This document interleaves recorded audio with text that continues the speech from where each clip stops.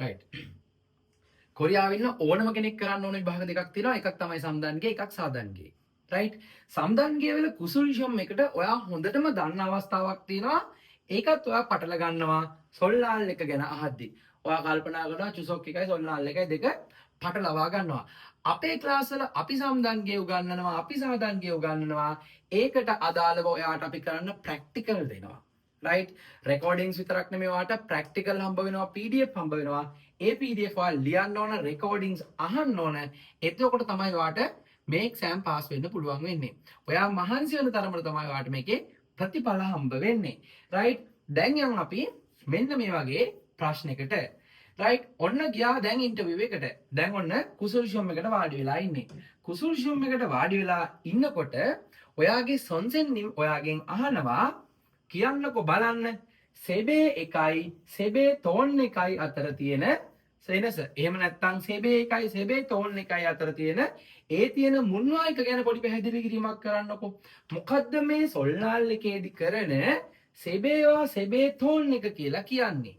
අන්න ඒ කල්චර් එක ගැන, ඒ මුන්වායක ගැන පොඩි පැහැදිලි කිරීමක් කරන්න කියලා කියනවා. දැන් එතකොට ඔයා දැනගන්න ඕන සොල්ලාල් එකට භාවිතා කරන්න ඕන වචන ටික මොනවද කියලා. මුලින්ම චරේ, සෙබේ, සෙබෙතෝන්, තොක්කුක්. මතක තියාගන්න. චරේ, සෙබේ, සෙබෙතෝන්, තොක්කුක්. මේවා භාවිතා වෙන්නේ කොහෙදද? සොල්ලාල් එකේදී. right. මොකද චරේ කියලා කියන්නේ? අපි දන්නවා උදේට කෑම මේසයක් හදලා, right. කෑම ටික ඔක්කොම මේසෙට ඇරලා මොකද අපේ මියගිය මුතුන් මිත්තන්ට අපි ආචාර කරනවා, ඒගොල්ලොන් අපි සිහි කරනවා. ඊට පස්සේ වචනයක් තියෙනවා. මොකද්ද? ඊට පස්සේ සේබේ. සේබේ සේබොක් මානිපාද සේෝ කියලා කියනවනේ. සුබ අලුත් අවුරුද්දක් වේවා කියලා කියනවා. ඕක කිව්වට පස්සේ වැඩිමල් කට්ටිය පොඩි ළමයින්ට දෙනවා මොනවද? සේබෙතෝන්. සේබෙතෝන් දෙනවා.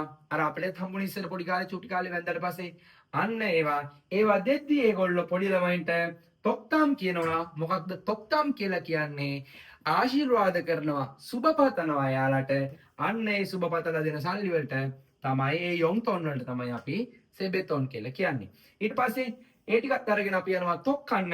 තොක්කු කාලා ඉවර වුණාට පස්සේ මතකද ඉස්සර ලංකාවේ අලුත් අවුරුද්දට, සිංහල අලුත් අවුරුද්දට අපි ඔක්කොම ටික ගාලා අලුත් ඇඳුම් ඇඳගෙන අර සල්ලි ටිකත් එකතු කරගෙන කෙලින්ම කොහෙටද ගියේ? කෙලින්ම ගියා කැටපිටියට ගියා. මතකද? කැටපිටියට. අන්න ඒකට තමයි පුතා අපි කොරියන් භාෂාවෙන්, කොරියාවෙන් මුන්වායක ඇතුලේ තියෙන චොන්තොන් නුරි කියලා කියන්නේ. චොන්තොන් නුරි කියලා කියන්නේ එතකොට සොල්ලාල් එකට මොනවද? ළමයි එළියට ගිහිල්ලා කරන ජාතික ක්‍රීඩා. ඒ කියන්නේ සංස්කෘතියෙන් පැවතෙන, අතීතයෙන් පැවතෙන ක්‍රීඩා. වර්ග කීපයක් තියෙනවා. යොන්නුරි, චෙගිචාගි, ඒ වගේම යොන්නල්ලිකි තියෙනවා. ඔයා මේවා ඉන්ටර්නෙට් එකේ සර්ච් කරලා බලන්න. ඔයාට මේවට අදාළ රූපත් එක්ක හම්බ වෙනවා. එතකොට ඔයාට මේක හරියට ඉගෙන ගත්තොත් ඔයාට පුළුවන්කමක් ලැබෙනවා මෙන්න මේ සොන්සෙන්නිම් අහන ප්‍රශ්නෙට උත්තරේ දෙන්න. මොකද්ද ඔයාගෙන් සොන්සෙන්නිම් දැන් ඇහුවේ? සොන්සෙන්නිම් කිව්වා ඔයාට සොල්ලාරේ හඳෙන් සේබේවා සේබෙත්තෝන් මුන්වා හිතේසෝ සොල්මෙයොන් හේ පොසේයෝ. දැන් අපි සොල්මෙයොන් කරන්න හදන්නේ. උදේ පාන්දර අපි නැගිට ගමන් ලංකාවේ නම් අලුත් ඇඳුම් අඳිනවා, කොරියාවේ නම් අපි හන්බොක් අඳිනවා. right. අපි ලංකාවේ අලුත් ඇඳුම් ඇඳගෙන අම්මයි තාත්තයි ආච්චිලා සීයලා හම්බ වෙන්න යනවා. කොරියාවෙත් ඒකමයි. කවුද? හරාබොජි හල්මොනි පුමොනිම් ලගාවට යනවා. ගිහිල්ලා අපි අලුත් අවුරුද්දට ඒගොල්ලොන්ට ඉන්සා කරනවා. ඉන්සා කරන එකට තමයි සේබේ කියලා කියන්නේ. අලුත් අවුරුද්දේ සේයකට අපි සේයකේ අපි ඉන්සා කරනවා. ඒකට තමයි සේබේ කරනවා කියලා කියන්නේ. right. ඊට පස්සේ සේබේ කරනකොට අපි යාලට මොකද්ද කියන්නේ? සේබොක් මානිපද සේයෝ රාගෝ ඉන්සාරල් හම්නිතා. සේබොක් මානිපද සේයෝ කියලා අපි යාට ඉන්සා කරනවා. දැන් ඉන්සා කරද්දී ඊළඟට මොකද්ද? කල්පනා කරන්නකෝ. ඉන්සා කරද්දී මොකද්ද වෙන්නේ? අර වයසෙන් වැඩි සීයලා ආච්චිලා ටික කාටද?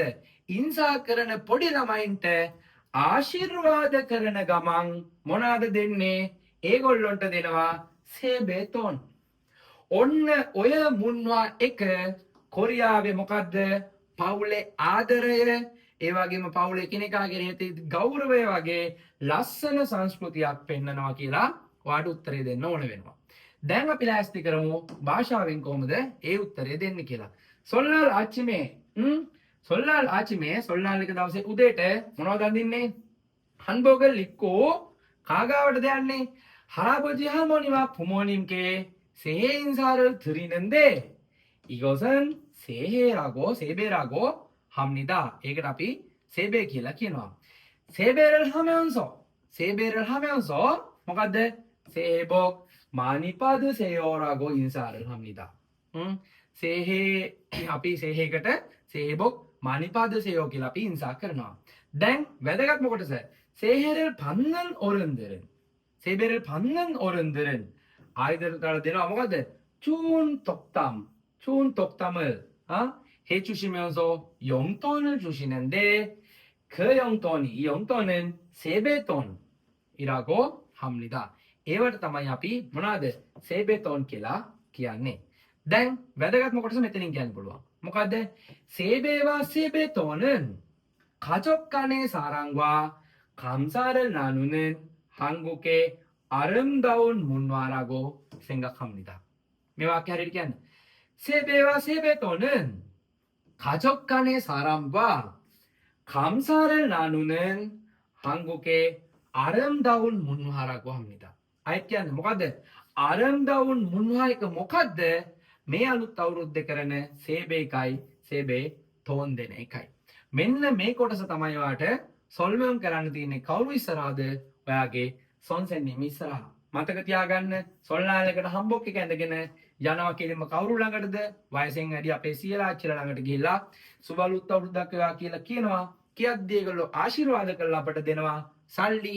ඒ දෙන සල්ලි වලට තමයි අපි සෙබෙතොන් කියලා කියන්නේ. එතකොට මෙන්න මේක කොරියාවේ පවුලක් ඇතුලේ ආදරය එකිනෙකාගෙන ඇති ගෞරවය හොඳට විදහා දක්වන මොකද්ද? කොරියාවේ තියෙන ලස්සන මුන්වා එකක් කියලා මම විශ්වාස කරනවා. ඔන්න ඔය උත්තරේ තමයි ඔයාට දෙන්න තියෙන්නේ. සම්දන්ගේ ඉගෙන ගන්නවා නම් අනිවාර්යයෙන්ම මේවා පුළුවන් වෙන්න ඕන. සාදන්ගේ වලට යද්දි මේවා බැරුව ගියොත් ඔයාට අමාරු වෙනවා. ඒ නිසා ඔයා සම්දන්ගේ කරනවා නම් සාදන්ගේ ඉගෙන ගන්නවා නම් හරියට ඉගෙන ගන්න ඔයාට පුළුවන් අපේ පන්ති වලට සම්බන්ධ වෙලා ඔයාට දැනුම් සම්භාරයක් එකතු කරගන්න. හැබැයි අපි කරන්නේ උගන්නන එක, ඔයාට තියෙන්නේ ඉගෙන ගන්න එක. ඔයා කරන ප්‍රමාණයට තමයි ඔයාට ප්‍රතිඵලය හම්බ වෙන්නේ. ඒ නිසා ඔයාට පුළුවන් මේ පාඩම් ටික හොඳ සිහිබුද්ධියෙන් ඉගෙනගෙන විභාග වලට හොඳට ලකුණු ගන්න. right? 항상 건강하세요. 감사합니다.